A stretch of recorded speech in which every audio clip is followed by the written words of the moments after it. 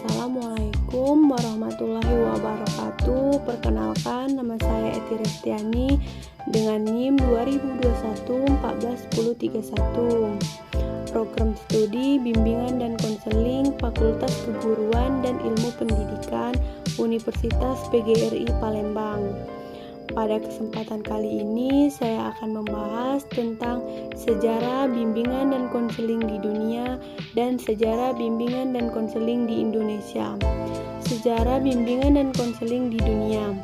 Bimbingan dan konseling pertama kali lahir di Amerika pada awal abad ke-20, yaitu pada tahun 1908. Kemudian Frank Ferguson membuka klinik di Boston dengan nama Boston Vocational Bureau. Klinik Boston dengan nama Boston Vocational Bureau yang berfungsi untuk memenuhi kebutuhan informasi dan pelatihan bagi pemuda yang ingin mencari pekerjaan.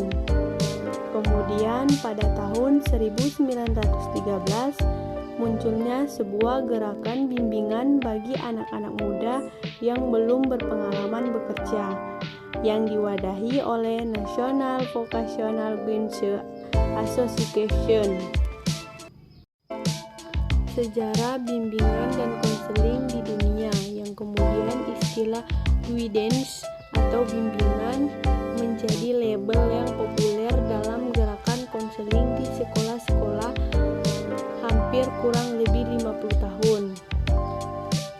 Sejak tahun 1920-an, program bimbingan yang terorganisasi mulai muncul dengan frekuensi tinggi di jenjang SMP, lebih intensif lagi di SMA dengan pengangkatan guru BK atau guru bimbingan dan konseling.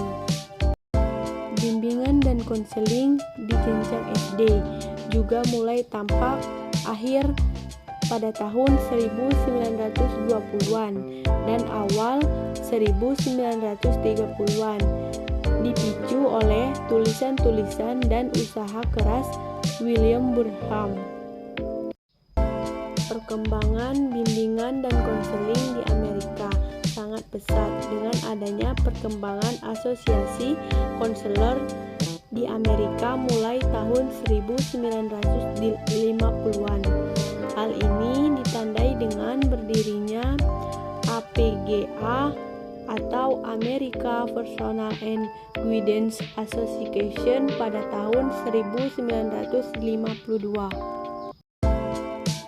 Pada bulan Juli 1983, APGA mengubah namanya menjadi AACD atau yang bisa disebut America Association for Counseling and Development. Pada tahun 1982 berubah menjadi The America Counseling Association atau ACA.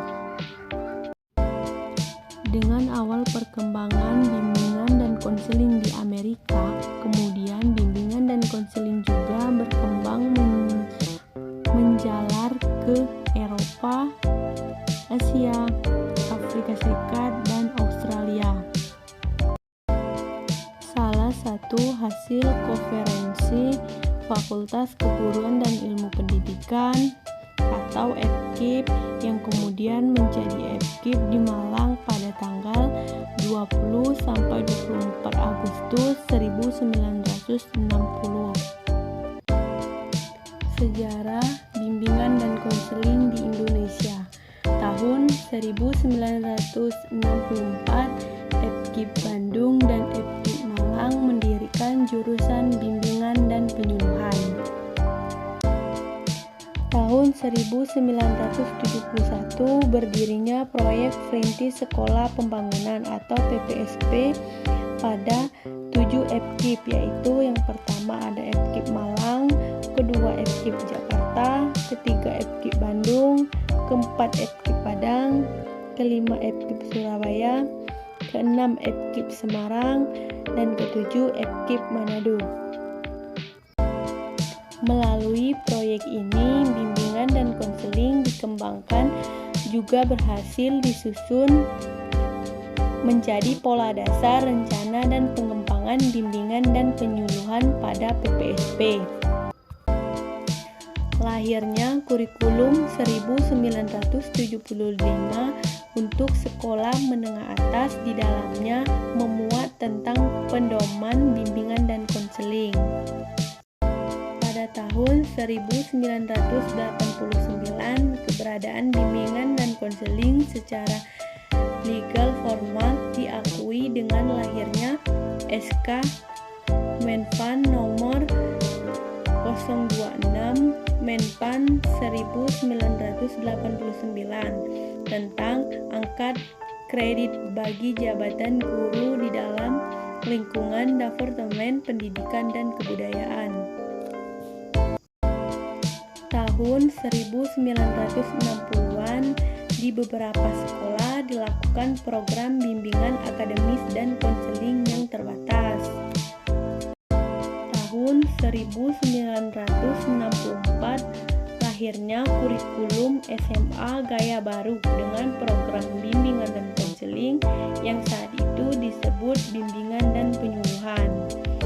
Kemudian tahun 1975 berdirinya Ikatan Petugas Bimbingan Indonesia atau IPBI. Beberapa upaya dalam pendidikan yang dilakukan untuk menyempurnakan kurikulum pada tahun 1975 ke kurikulum 1984. Sejak diberlakukannya kurikulum pada tahun 1994, sebutan untuk guru BP atau bimbingan penyuluhan berubah menjadi guru pembimbing. Sebutan resmi ini diperkuat dengan surat keputusan Menteri Penyalahgunaan Aparatur Negara nomor 84 tahun 1995. Tahun 2021 terjadi perubahan organisasi Ikatan Petugas Bimbingan Indonesia atau IPBI menjadi Asosiasi Bimbingan dan Konseling atau ABKIN.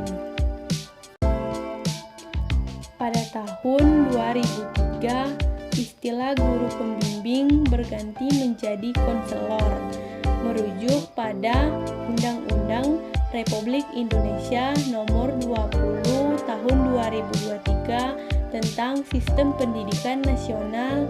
Sebutan untuk guru pembimbing dinyatakan dalam sebutan konselor.